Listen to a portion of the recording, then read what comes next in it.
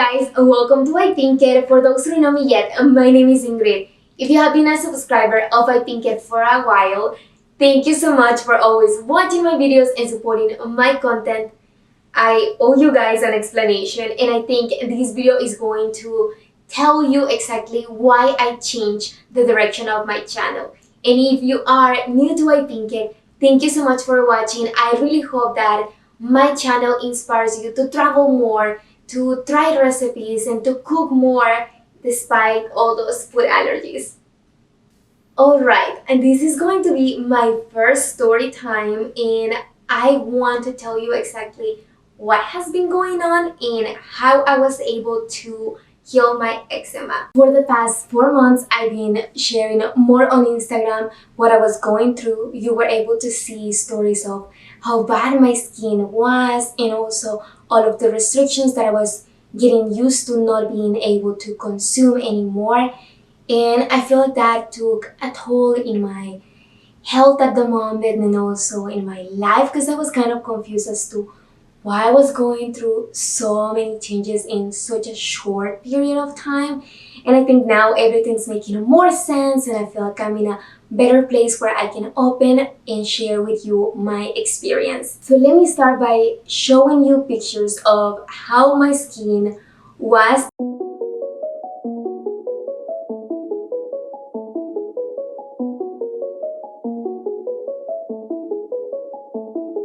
And I'm actually very happy that right now I'm able to wear short sleeves, because I spent early summer wearing long sleeves, and I was probably the only person that will go to the beach with a long sleeve swimsuit.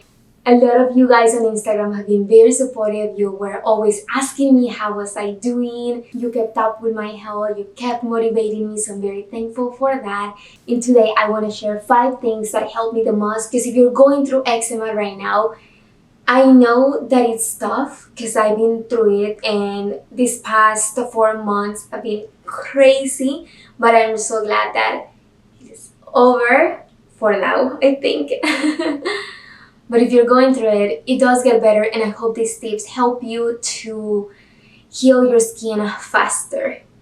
So let's start with my first tip. I did an elimination diet. For those who don't know what an elimination diet is, basically you identify some foods that you might be reacting to or that could be a trigger for your eczema. You eliminate them from your diet and you try to substitute them with something else. In my case, it was easier because the first week I realized that I was actually allergic to eggs, to wheat, to dairy, and soy. So for me, it was very easy to just cut all of those because I was already reacting to them and it was making my skin worse. If you don't know what's triggering your eczema, I would recommend you to do a quick Google search. If you search for foods that trigger eczema, according to WebMD, those are peanuts, dairy, soy, wheat, fish, and eggs. I happen to be allergic to all of these, so for me it was very easy to just not consume them.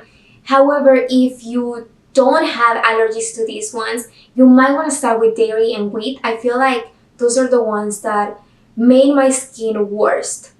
Another website that is really good at telling you other foods that can trigger your eczema is going to be the Medical News Today. I found out that they recommend to avoid tomatoes, wheat, eggs, soy, and also nuts. So there are a few foods that you can actually avoid eating. I know that it's going to be hard at first, but right now there's so many substitutes. I went from eating sandwich to pizza to those foods that are actually not nurturing your body to eating a whole foods plant-based diet. And that has been probably the best change I've done this year so far. I've been vegan, gluten-free, soy-free, and nut-free for the past 4 months, and as you can see, my skin is doing a lot better than before. So there is hope, and there is some instances when you can actually do an elimination diet, heal your eczema, and then go back to eating those foods that trigger the eczema. Yet when you transition to a new diet, you fall in love with it, so you probably won't go back. And that is one of the biggest things that has actually helped me. And I am not planning on changing my diet. I feel like the more fruits and the more veggies I eat, the healthier I feel and the more energy I have to do other things I didn't do before. So my second tip is to try avoiding steroid creams. As hard as that seems, I know that you're going to suffer so much when you're not putting your hydrocortisone or the medicated creams, yet the more toxics you put in your skin, the worse your body is going to react. So whatever you eat and whatever you put in your skin, your body is going to react to it. So if it's not good, it's going to make your eczema trigger, and you'll be able to see red patches in your arms, in your shoulders, in your face, in your neck, in your knees, etc. Wherever you get them, you'll see more of those because your body is trying to let you know that what you're putting is not the best. So I stopped using steroid creams, and honestly, the second week I was going crazy. I just wanted to go back and use them, but I had done so much progress at trying to detox my body that I knew I couldn't go back to them. I will leave this for you to do it. This is a task you'll need to do, but you can research how steroid creams make your eczema worse, and they could be also the cause why you have so many food allergies. So for me, that was like a no, and not ever again using those creams. Instead of using steroid creams, I changed and started using coconut oil. If you have an allergy to coconut, then this is probably not going to be the safest option for you. I would totally recommend you to avoid it. Yet you can also use almond oil. I am allergic to it, so in my case I couldn't use it. But if you don't have any allergies to nuts, then go ahead and try to use those natural oils. They are going to heal you. It's a matter of you trying to see what makes your skin feel better and what gives it a little more comfort from that unstoppable itchiness. The other thing that I did, and I think this is going to be safe, either if you have food allergies or if you don't, is to use aloe vera. In my case, I will get the leaf from a supermarket. I will just cut it open and put the aloe in my body. It stinks, to be honest. It is not the best smell ever, yet it's going to help you heal your skin. And this is something that my mom and my dad used to do to me when I was younger because I suffer from eczema all the time. So I grew up knowing that aloe vera was going to heal me. And it did help me this time, so I'm very thankful for those natural resources that we have available to us. My third tip is to take Epsom salt baths. I think these were the best, to be honest. I would just stay in my bathtub for an hour. Don't do this, you're going to get sick. I feel like I was just so sick. I will heal my skin and then I will ended up having the flu or a cold, and that was not fun at all. Yet the only thing that helped my skin feel a lot better were those Epsom bath salts. So I would recommend you to do probably a 15-minute to a 30-minute every 2 days. You don't want to do them as often because I'm telling you, you can get sick with a cold, but if you do them every 2 days, it's going to help your skin. I know that if you have a horrible case, then you're probably going to do those as often as possible and maybe every day and even twice a day. The other thing is that take a shower at least twice a day. That's going to be before you leave your place and after you come back. You want to make sure that all the toxins and the heat from the outside is removed from your skin so you can heal faster. My fourth tip is to keep your nails short. I honestly am not a big fan of doing my nails because I scratch myself so much and I prefer to keep them short, and also I don't wear nail polish because that hurts my skin. I don't know why, so I really like having them naturally.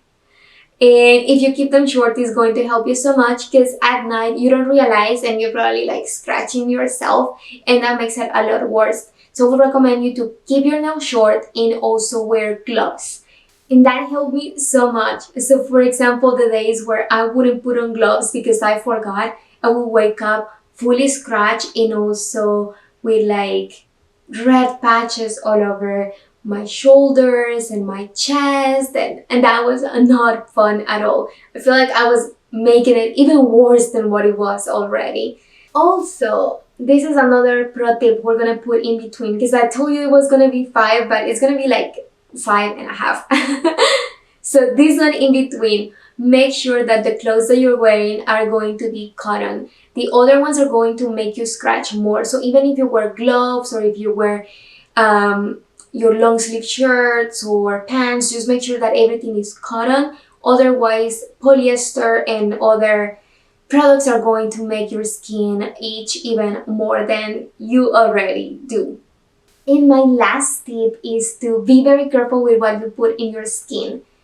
In my case, I have a wheat allergy. I was wearing this Aveeno cream that is really good for eczema. I am telling you, what works for one doesn't work for the other. Just because this Aveeno cream says that it is for eczema, it doesn't mean that it's going to work for you. If you have a wheat allergy, that is going to make you react even more. In my case, it made me react worse because I had no idea that this Aveeno cream happened to have wheat.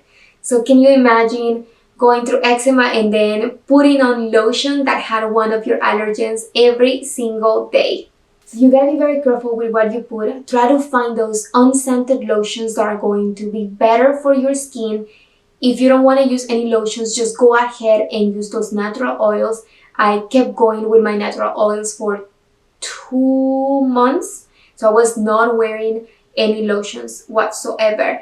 And the other thing is going to be your makeup. What you put in your face is also going to make you react.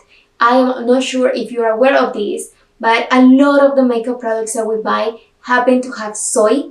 I am allergic to soy. If you have an allergy to soy, this is the reason why your skin is doing so much worse when you put on makeup, because you might be allergic or you might have a sensitivity. So even though you're trying to cover yourself just because you don't like those red patches, you're probably making it worse because all of the products that you're putting on have soy or have wheat. So you gotta be very careful with what you put in your face. Make sure that you try to find those that are going to be allergy free. And if you don't, try to embrace yourself, your natural face. I know that it's kind of hard, but when you are scratching and your skin is doing so bad, you probably just want to give it a break. And after you go through it, I think you're going to embrace it more and enjoy not wearing makeup some days and just feeling prettier, which is a good change and a good experience to have. Alright guys, those are the 5 things that help me heal my skin. I know that eczema is going to be different to everyone, yet if you happen to have some of my same allergies, then give it a try. If it's not working for you, then stop doing that and try something else. But you want to make sure that you find what works the best for you, and once you do, just keep it and make sure that you create a habit so you don't have to deal with eczema again. And I want to make sure we use this space to grow as a community. If you have allergies, if you have eczema, let me know in the comments below if you have put in practice any of these tips. If you do and they work, even if it takes 3 weeks, a month, 2 months, or 3 months, come back to my channel and let me know. I would love to know. In my case, it took me 2 full months to clear my skin. I know that some people can clear in 2 weeks or in a month, and others clear in 6 months, which is more than my experience. So every skin is going to be different. Every healing process is going to be different. Just know that every day you are making progress. Don't get desperate. It is working, and your skin and your body are going to thank you for all of those positive changes that you're making. And if you're not subscribed to iPink yet, make sure you subscribe. All you need to do is click this red button over here. Give a thumbs up. If you know someone with eczema or with food allergies, then send them this link. I really hope that this video helps you to heal, and I really hope that the videos that I'm sharing every week empower you to travel more, to eat out, and or to cook your own food. I know that it can be hard to make those changes, but believe me, I've been embracing not wearing makeup some days and also eating a plant-based diet. I feel like it's probably been the best change I've done to my health. So thank you guys so much for watching this video. I hope to see you next week with a new one, and I wish you the best for this week. Bye!